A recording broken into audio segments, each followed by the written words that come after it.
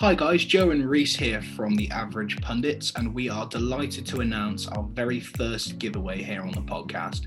We've teamed up with the guys at Mystic to bring you one of their mystery football shirt boxes as part of our very first competition. To make sure you have a chance at winning, you have to follow these simple steps. Now, you have to follow us, the Average Pundits, on social media, follow Mystic Mystery Boxes on social media, and tag 3 friends down below on this post. It's really easy to do, and there will be a guaranteed winner at the end of it. The winner will be announced in 3 weeks' time on the Average Pundits podcast, whether that be Spotify, Apple Music, or YouTube. So make sure you go and subscribe to us on YouTube or follow us on our streaming platforms to know if you are the winner. Thank you very much for everybody that enters, and good luck to all of you.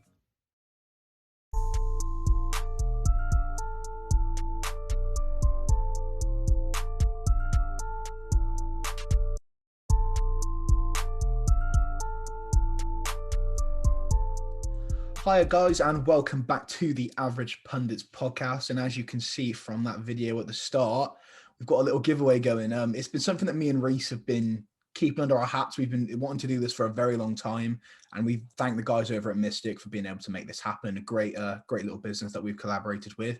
The post will be up on our Instagram and Twitter for 3 weeks, so it's really easy to enter in it, Reese. You may as well go for it.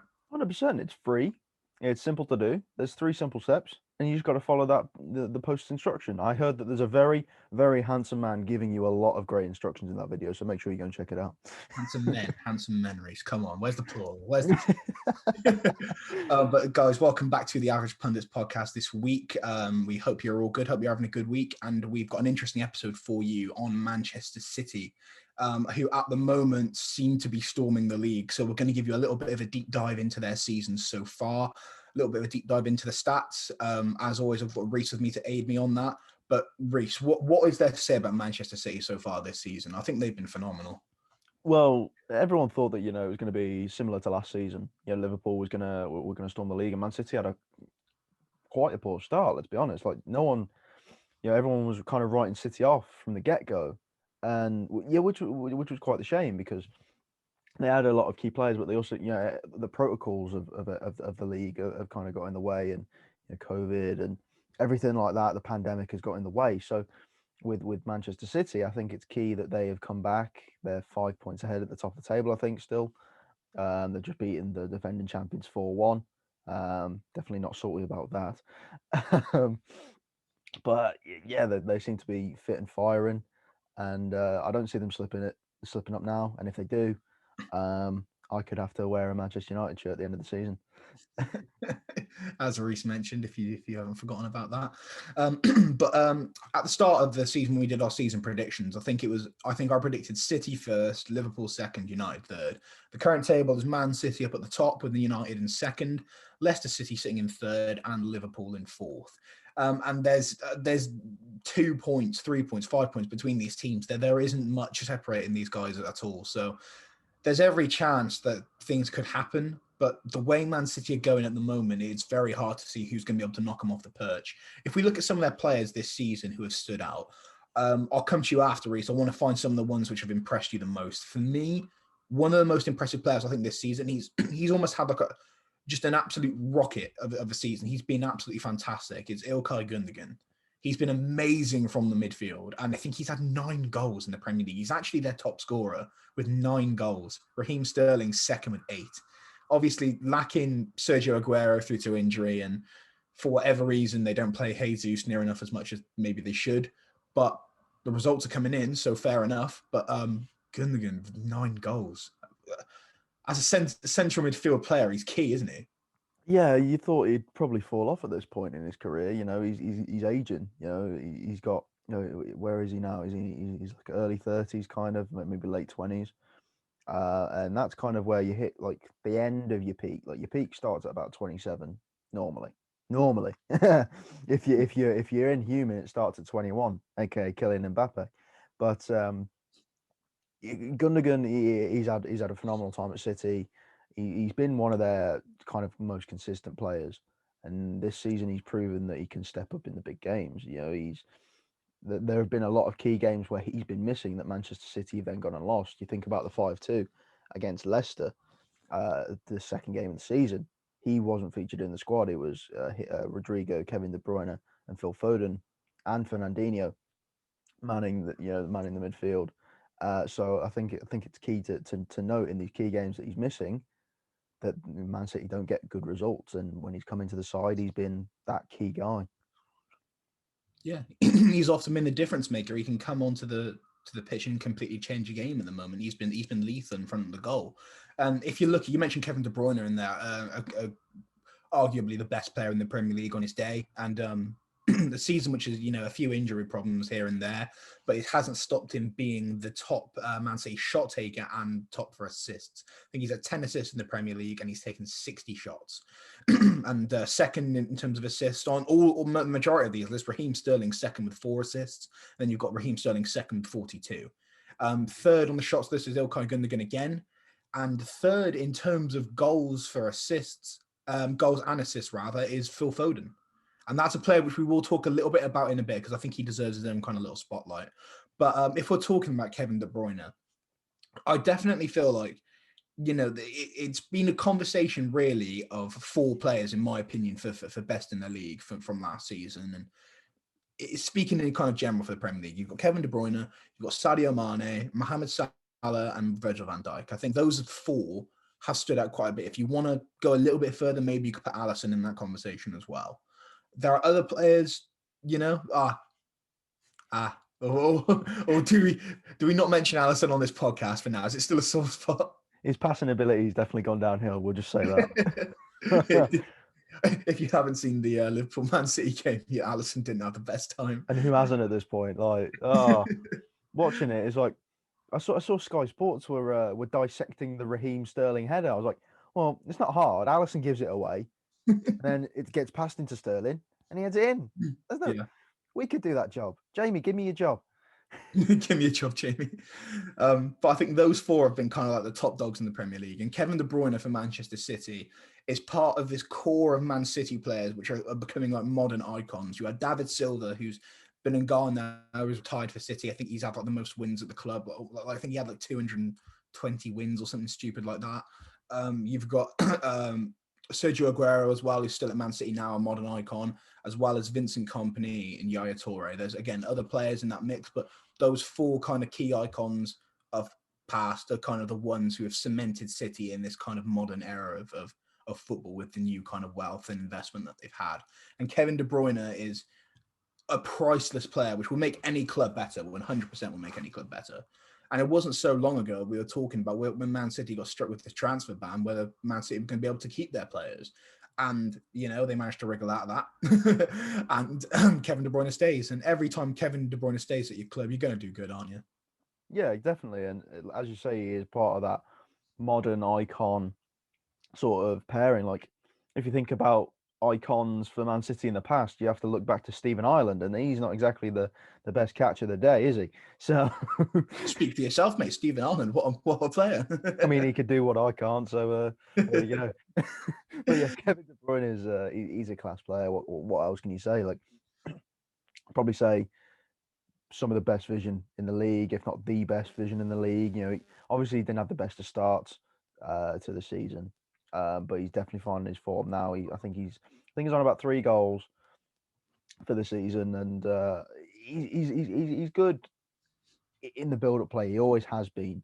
His play through to the forwards, especially when you've got forwards that can finish and get in front of goal as well, because getting in front of goal is the main part of the build-up. Raheem Sterling's always great at being that right guy in the right place at the right time. Yeah, even De Bruyne is great at getting the ball to that guy in the key moments, which is what we've seen time and time again this season. Yeah, 100%. And as somebody who's led some of Manchester City's key stats 3 individual times in this Premier League season so far, is Rodri in central defensive midfield, who are maybe, I thought he was a good player, but maybe doesn't get the respect he deserves based on some of these stats. So he's had the most passes at Manchester City so far with 1,726. Second in that table is Ruben Diaz with 1,691. So quite a significant difference. From the midfield, been playing off quite a lot. So Rodri averaging some really good numbers for passing. He's the leader for aerial battles as well, with 52 aerial battles won, as opposed to Ruben Diaz's 42. So again, quite significantly high in that list. And he's also Manchester City's best tackler with 40 tackles, with João Cancelo being second in that list with 36. So you've got to look at it. Passes, aerial battles, tackles. He's contributing to the defense and he's contributed to going forward in the play. So I feel like replacing Fernandinho in that kind of central defensive midfield spot was critical for Manchester City. And obviously, we've seen Fernandinho feature a little bit less this season, but coming into the midfield or the defense wherever he's needed. But I feel like that was one of their key areas for their growth. There's still a lot of aging players they need to replace and look to get a bit of new blood in, but not, they need to do it in a way where there's kind of natural progression. But replacing Fernandinho was the number one kind of area they had to do. And I think you look at it now, and at first, when they first signed him, I think, again, looked like a good player, but he wasn't setting the world alight. But based on the stats he's having this season and playing with the players of this caliber, he's having a great time. And he's got to go down this season. I think if we compare the stats at the end of the season, as if not the best defensive midfielder in the league, one of the best, top three at least. Yeah, 100%. I mean, yeah, you look towards Chelsea and N'Golo Kante. He hasn't featured too much this season. I think he's been out with a slight injury, and when he has been in the side, that he hasn't been up to his best. Fabinho has not been playing in central defensive midfield. He's been playing in centre back because Liverpool can't go out and buy centre backs anymore. And then, who Manchester United got at centre?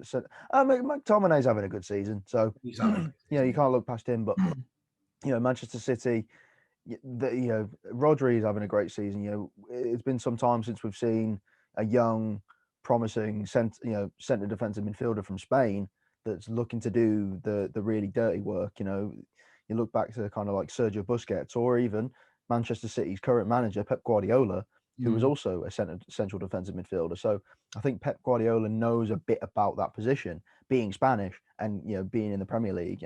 All that combined, all that knowledge going to Rodri is going to help his career progress. And Rodri at the moment, he's in a very good spot, and I could see him going on and filling that Spanish quota that David Silva has just left, and being that guy to stay with the club for the remainder of his career, and he could become a potential club captain in the future. Yeah, no, I 100% agree. I think if he's got the drive there and the passion, and he keeps exhibiting what he's exhibiting, there's no reason for him to leave Man City. So I feel like he could be a very key player for them going into the future. And it's good to mention as well that all the players that we're talking about on these lists that I'm bringing up here, they're all European players. So all of these guys could feature at the Euros, which will be amazing to see. Every single one of these players could contribute something. And, the Euros is only fingers crossed around the corner, providing nothing else gets moved or shifted. But if we go to tackles and interceptions, two key areas on the pitch, I think you might be surprised who's leading both of them. For tackles, again, as I mentioned, Rodri. But for interceptions, you've got João Cancelo at right back. Second, you've got Ruben Diaz, and third, you've got Rodrigo again making these lists. But João Cancelo has had 26 interceptions so far this season, and he was also second on the list of tackles of 36. In terms of right backs, again, the move for João Cancelo did kind of intrigue me quite a bit, because you've got at the time a right back in fair form with Kyle Walker. Occasionally he was making more appearances in the centre back position, but they go and spend 50 odd million to get him out of Juventus, which I think is a big fee. And for a while, he wasn't really making many appearances. Occasionally, he'd go out and play on the left if they were struggling in the left back position. But it took a bit of a while for Cancelo to kind of cement himself in this team. But now he's keeping, players like Kyle Walker out of the team. And he's coming in and he's making the difference in a lot of games.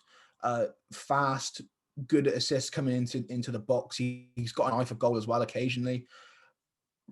Not much else to say, really. I think at the moment, I don't think the Premier League has had this many good fullbacks in years.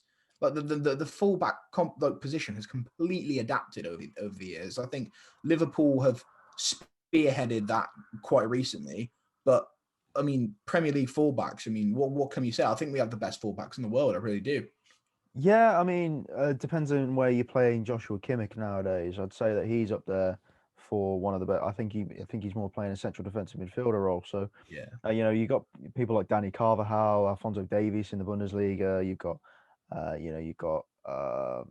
mean, yeah, you just have to look at the Premier League now. Luca Digne, Robertson, Ben Chilwell to kind of an extent.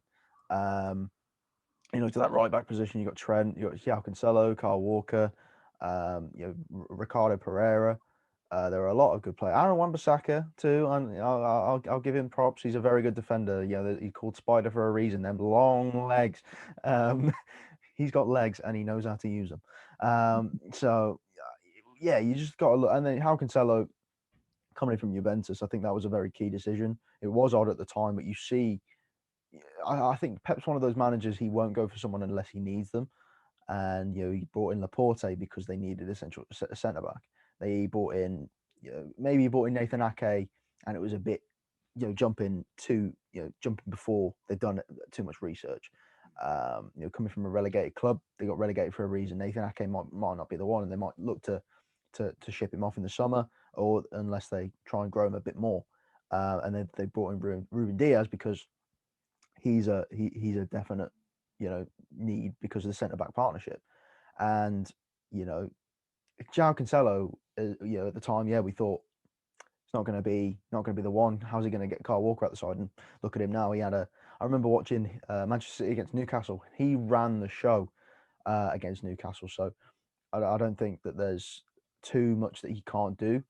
He used to be a winger, and now he's gone and made himself a right back. So he's got the end product, he's got crossing product, he's got defensive acumen. I think he's an all-round complete player, and he's also really quick. So I think that he has a shout of being one of the best right backs in the league. Yeah, I 100% agree. And he plays for obviously Portugal as a national side. He's got a little bit of a competition at Portugal with Ricardo Pereira, another really good, promising Portuguese fullback. I'm sure there's more that I'm missing out, but João Cancelo, he's going to be a mainstay in a City team. He's going to be at the Euros as well. So a player to keep your eyes on because he is quite impressive on his day. And then if we're looking at clearances in the Premier League, the last kind of key stat that I've got on my list here, it's been a man you mentioned in that little segment there. It's Ruben Diaz with 58. Second, Rodrigo with 39. A good to see him on those lists again. And third with John Stones at 31, a player that we will highlight a little bit later as well. But as Ruben Diaz is first on this list, let's talk a bit about what a signing he's been. Obviously, defensive errors last season were, I think, which helped Liverpool run away with the league. For Man City, they were conceding too many goals, getting some sloppy results. So defense was what they were needing. You saw Fernandinho plug in a lot of the gaps, but they needed an out-and-out good quality centre-back, and they needed someone who was young, someone who had been scouted for a long time. And I think all of the top clubs knew about Ruben Diaz. They all knew about him. I knew United knew about him because we were scouting him whilst Mourinho was at the club. It just took someone to go out there and be ruthless and go and get him. And City paid the money. I think they paid around 60 million for him. But it happened in the summer, and I don't think it got enough credit, that signing. It went under the radar quite a lot. I think we were quite interested in what was going on in the summer. Obviously, we were doing a lot of transfer coverage, and we always bring you the top transfer news as well on the podcast, on all of our social media platforms. So we were already well on the ball with this, but I don't think a lot of platforms were giving it the credit that it deserved. But 58 clearances this season, and overall, he's been a rock at the back. It's been him and John Stones as the leading partnership, which has been pretty incredible. Reece, Ruben Diaz. Yeah, he's great. You look at where Manchester City were kind of in the resurgence of football after the massive lockdown, and you look towards they had Laporte that was kind of injury prone.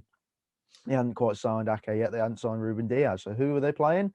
They were playing Eric Dyer in centre back, and I don't think that he was ever going to be good enough for that spot. He's going to be a promising player for sure, but is he someone that can step into a starting lineup? I don't think so. So yeah, that was definitely a key role to play with Liverpool winning the league last season. But bringing Ruben Diaz in, I don't understand why he wasn't picked up sooner. Well, yeah, but I think it was about 62 million from Benfica. What a player! I've been saying that someone should be going and grabbing him for years now. He's young, promising. He's definitely going to develop under a world class manager, and it was just going to take one of those world class managers to go out and get him. It would have been insane to have seen. If City didn't go for him, if someone like Carlo Ancelotti was like, okay, I need that guy. It would be insane to see where Everton could have got with that type of investment. Or Jurgen Klopp at Liverpool. Obviously in hindsight, Virgil van Dijk getting injured, that might have been the call, but never mind. Obviously bringing Nathan Ake in and Laporte coming back from injury, it's definitely helped as well, because that defensive coverage is there for Laporte, because he's a centre back that likes to carry the ball and pass it out, because he's got a good pass. He used to be a wing back. He used to play at the left back, and that left-footed ability to pass it down the wing to either Mahrez or Sterling, that allows Laporte to keep going up a little bit, because the defensive coverage is there. And same with Rodri, as like we were mentioning earlier. Rodri likes to stay back, so Rodri sits in between the centre backs. Laporte can charge up a little bit, and I think that those defensive three, the Rodri and then the two centre backs. Yeah. Those three are very key in that little triangle. And I think that's kind of what makes City work at the moment, because they just swap around. They just keep rotating in a circle, or in a triangle, I guess. But yeah, I think Ruben Diaz is probably arguably one of the signings of the summer. Yeah, I think 100% agree. Signing of the summer, if not top 3 signings of the summer towards the end of the season. I think we'll go back and look on it. But you're mentioning Laporte in there. But as I said, at the moment, the starting centre back pairing is Ruben Diaz and John Stones. And John Stones was somebody who looked deflated. He didn't look like he was enjoying his time at City, and he was looking like he needed to move away. And I think in the summer there was some rumours going around that Chelsea were sniffing around for him and to come in and bring someone else in. I remember when we were going through the transfer rumours. Wasn't it them and Arsenal as well? Because they were looking so, at they were looking at replacing David Luiz if his contract was out, and then yeah. guessing Man City gave him the cold shoulder and was like, "No, we want to keep John Stones for Yeah. some reason." And then that would have been a puzzling move. Let's be honest. It would have been but looking at it now, it would have been terrible, wouldn't it? I mean, if he was doing this kind of form for Chelsea or Arsenal, I think they'd be in a much better position. Yeah. He's looked so good, and he's been a player that I've definitely written off. I think with performances, he's now playing his way back into the England team, and I honestly think England's starting centre back pairing, he's going to be one of them. I think Maguire will naturally be the second. Whether he deserves that position at the moment is another question, but I think him and John Stones will definitely be the starting pairing. But Stones this season, he deserves his own credit. He deserves the credit. He's been absolutely fantastic. And the amount of times you see, City win a trophy and then all eyes are on John Stones in the dressing room when he's busting those little moves. I don't know if you've seen him. He's a phenomenal dancer, John Stones. So I definitely think, although I'd hate to see it, I think he might be dancing again in the change rooms with some silverware in his arms and a medal around his neck. But anyway, we move. The final player I want to highlight in this race, and I think you're well aware this is coming as well. He's had 4 goals in the Premier League so far this season and 2 assists, 17 starts overall in the Premier League. He's had goal and assist in the Champions League. He's had 4 goal contributions in the EFL Cup and 2 in the FA Cup. He's been absolutely fantastic. It's Stephen Ireland. It's Stephen Ireland. But at the start of this season, there was a lot of questions about who was the number 1 young prospect in the league. And I think up there, maybe if you were saying at the start of the season, I would say possibly Mason Greenwood, Phil Foden, maybe Saka, maybe Martinelli, Curtis Jones, maybe at Liverpool. There were quite a lot of options to go for, but it's 100% Phil Foden now, isn't it? Yeah, 100%. It's done. It's the conversation's over. At the moment, all of these guys need a bit of a kick in the right direction because Phil Foden's running away with it. Saka's not too far behind him though. No, Saka, that is a good point. He's a fantastic player. I think Martinelli a bit hard done by with injury, and Mason Greenwood a little bit out of form at the moment, finding his form again, but he had a bit of a tough time, so hopefully he can come back from that. He was left out of the starting lineup and he started having a paddy. I don't think he had a paddy, man. I think he had a lot. Yeah, I think fair play to him. I think he had a lot going on. I think there was a lot of it. When the thing with him and Foden happened, I think it could have gone 2 ways. You could have brushed it aside, or it could have started to affect you quite a bit. And I think that affected him. I think a few other things came to got him. His confidence did drop after that, and it was a shame to see because the public were, obviously outraged because of the current condition they were in. But stuff like that you can't let affect you, especially when you're a footballer, especially when you've got so much promise that Greenwood had. But I Yeah. guess Foden didn't let that, affect him too much. And look at where he is now. He's arguably one of the best attacking outlets in the league. Yeah, and he's not only that. I'd say he's also, in my opinion, I think he should be starting for England. The performances he's putting in. There's a huge debate. Grealish, Maddison, Mount. He's in that conversation as well now, and I think Gareth Southgate will not only be taking him. I think he'll be starting him quite a bit because City. I think in a lot of games without him, they wouldn't have got the result. I think he's been key. Yeah, definitely, and I think it's key to note actually that we brought this up in the summer when we were talking with our special guest, Manchester City and Manchester United correspondent Paul Hurst, and I posed the question: do you think that Phil Foden's the right man to take City forward? With David Silva's departure, and he just straight up said, yeah, because he's very talented, and you can see that he's got and it's a credit to Pep in how much that he has trusted Phil Foden. He's kind of given Foden the ball and he's running with it and he's passing it and he's shooting it.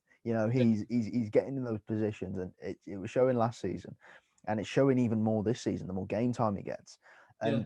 Foden's been one of those players that if Kevin De Bruyne is not in the starting lineup and you still see Phil Foden, you're like, okay, the City team's all right. Whereas in the past, if you saw Kevin De Bruyne out of the lineup, you'd think, oh no, City aren't going to do so well in creating chances. But Foden, my God, his creative output is phenomenal now.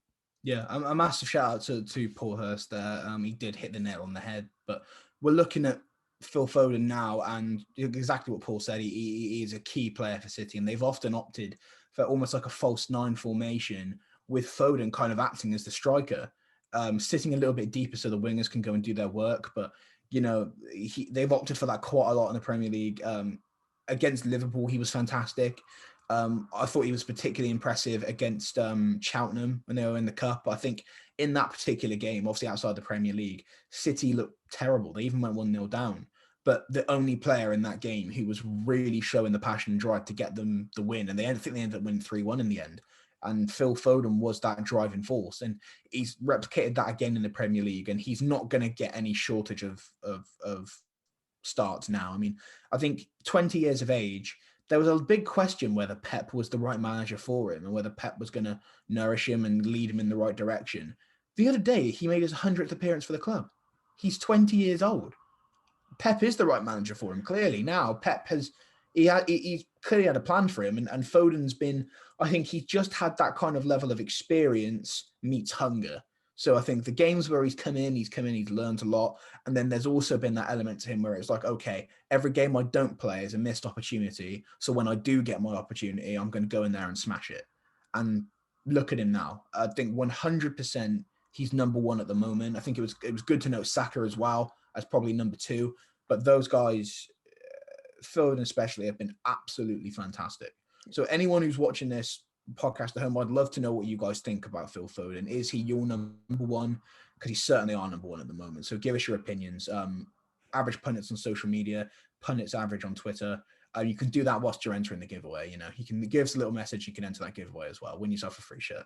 But I'll end I'll stop wrapping the podcast up on a final kind of note, Reese. In terms of how Man City have been so far this season, where they're looking to end, United are 45 points, Leicester 43, Liverpool with 40. Could a potential slip up happen, or have Man City, have they got this in the bag now? Depends if the protocols stay in City's favour.